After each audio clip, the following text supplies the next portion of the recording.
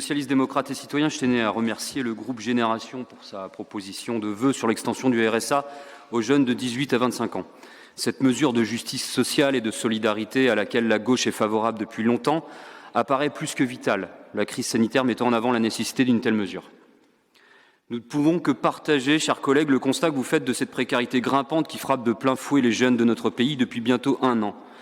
Car même à Rennes, souvent plus épargnée que d'autres territoires par les conséquences de la crise économique et du chômage de masse, nous observons une montée en flèche de la paupérisation de la population, et en particulier des étudiantes et des étudiants. Je ne sais pas s'il faut compter ces étudiants, mais il suffit de se rendre à l'épicerie gratuite de Rennes 1 ou Rennes 2 ou au village alimentaire pour se rendre compte que ces étudiants sont bien touchés par cette crise.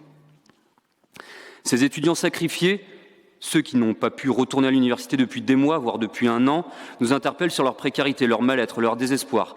Ne détournons pas alors les yeux face aux files d'étudiants qui se rendent à la banque alimentaire. Ne restons pas sourds aux témoignages de ces étudiantes contraintes à la prostitution en échange d'un logement. Ne baissons pas la tête face à la détresse de cette jeunesse et ses appels à l'aide. Mais s'indigner ne suffira pas, certainement. Cette situation doit tous nous mobiliser, y compris l'État, surtout l'État. Pour répondre à la crise économique et sociale que nous traversons, nous avons lancé l'opération Volontaires solidaires qui a permis à près de 500 personnes de s'engager auprès des plus vulnérables. Depuis le 1er décembre dernier, nous avons très fortement diminué les tarifs des transports pour les moins de 26 ans. Il y a 3 semaines, nous avons mis en place un fonds d'urgence pour aider les locataires en difficulté, et en particulier les 18-30 ans qui peinent à payer leur loyer. Enfin, nous nous sommes engagés à mettre en place un revenu minimum garanti en lien avec le conseil départemental, une expérimentation qui vise à renforcer la cohésion sociale et l'émancipation des individus. Nous expérimenterons également une carte alimentation durable pour favoriser l'accès pour tous à une alimentation saine, locale et durable. Toutes ces mesures, décidées par notre collectivité, rencontrent un large écho au sein de la population, mais ne sont malheureusement pas suffisantes pour permettre aux étudiants d'être autonomes et d'appréhender avec sérénité les mois, voire les années à venir. Sur ce sujet, l'intervention de l'État est absolument indispensable. C'est à lui que revient la responsabilité de trouver une solution pérenne aux souffrances de la jeunesse. Car nous l'avons bien compris, cette crise sanitaire, économique et sociale et ses conséquences sur notre santé mentale et notre pouvoir d'achat sont bien partis pour durer. Il serait donc illusoire de croire que des aides exceptionnelles ou des coups de pouce suffiront à éradiquer cette insoutenable pauvreté qui grandit autour de nous.